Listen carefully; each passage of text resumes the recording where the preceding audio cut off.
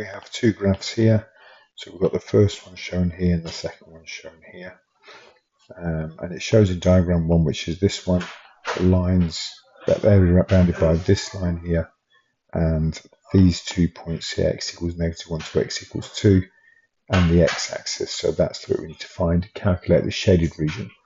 So to calculate the shaded region, I've got two ways of doing it. I'm not putting it, we should normally put it in the main section, but I'm doing it here so we can see the diagram at the same time. So I can either take this as a trapezium. So this distance here from -1 to 2, that distance is going to be 3. This height here is 7. And this height here is 4.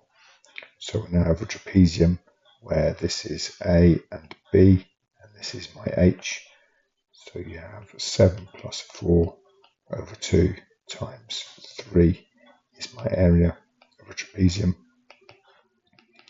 which is 11 over 2 times 3, which is 33 over 2, which is 16.5.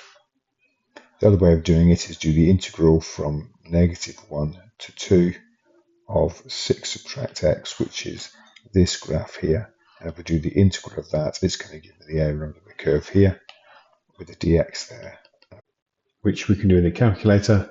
Just on our little button next to the book, we've got our integral thing just below the modulus symbol used on the previous question. Put our limits in here, so we're going from -1 up to 2. Oops, not 3, not 33, 2. We go and put our formula in here for our 6 subtract x. It automatically puts the brackets around it. Go and put an x on the end, and it gives us the answer immediately, 16.5 later, and get 16.5. So whichever way we do, we've got 16.5 as an area. Then for the next bit, diagram 2, we've got to get the shaded bit here, which is below this curve.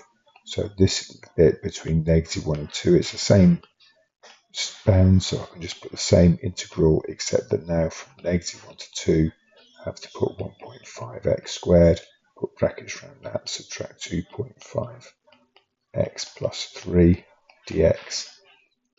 So now we're going to put this into the calculator. I can actually copy the previous one up, just go up to and press enter, and it copies it down. Change then the function inside the function, so it takes the brackets out when I do the old function, puts the brackets back in as soon as we do a plus or add or subtract. Put the equation of the curve in there, and the limits still stay the same. Press enter, and there's our value. Alternatively, we could do it all as I we can work out the percentage, or the actual area of the middle bit then is 6.75. We could also do this on the calculator with graphs. So we go to add a graphs page, put in the first function 6 subtract x, press enter, it will give us a straight line, and then after that we can put in the second function, that's the curve. So we just do a tab to get to that, put in the second function 1.5x squared, subtract 2.5x plus 3. It should give us nicely the curve in here once we've entered it fully. Plus 3, there we go, onto the curve. Then we just need to adjust our axes so we can fit that to the screen nicely, so I don't need -10 over on the left. I need to come down, let's put -2 or something, so something left of the -1 we need. Something about height at the top, and then we only don't need to go as far right as that. So I'll come to something reasonable to see the graph. And we don't need much below the axes, but I'll put -1 so we can still see the axes nicely. And now we can start doing the areas of the curve. So menu, analyze graph number 6, integral. And now we have to select the graph we want. So we're going to take the straight line first. So click on the straight line, put the lower bound, which is -1, type -1 in and press enter. And then the upper bound, type in 2 and press enter. And it's given us the area there. If I put my cursor over the area of the 16.5 there, I can do the plus button to see it in more detail if I need to, but it's not giving me anything when I do plus there to make it any bigger. So probably what I can do is I could probably copy it around and keep it as an area as a variable. So I put my cursor over it, press the variables button, store the variable, and put in the variable name I want. So area 1, for example, might do. And then it knows that area 1 is the 16.5, is the larger area underneath the straight line. Then we do the same for menu, analyze graphs, Number 6, integral again. We select the red curve, put the same limits in there, -1 to +2. It gives us the area there again. And we'll do the same thing, cursor over it, variable, store variable, and change that to area 2.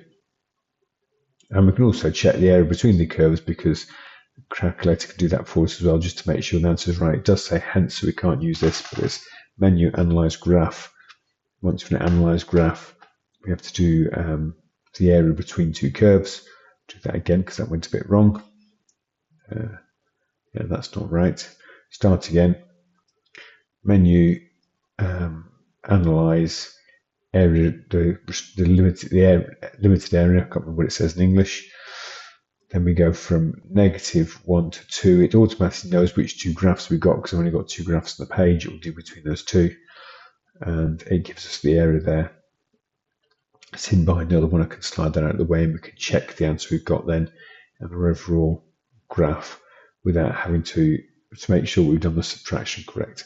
I've got the area 1 and area 2, so I can do the calculation anyway. Go back to my calculator page, do the variables button, select area 1, not area 2. Select area 1, subtract area 2, and it should give us the area between the two curves, just to check we've done the right calculation. And we calculate that on the calculator and get 9.75. So this bit is right down. The integral is this bit, and the area of the region is this bit. Hence determine the area enclosed between the lines. So the area enclosed between here and here, it wants this area here. Well, it's actually this area. Subtract this area, end up with the area that we want. So in effect, it's just part C is just 16.5 subtract 9, 16.5 subtract 9.75, which gives us 6.75.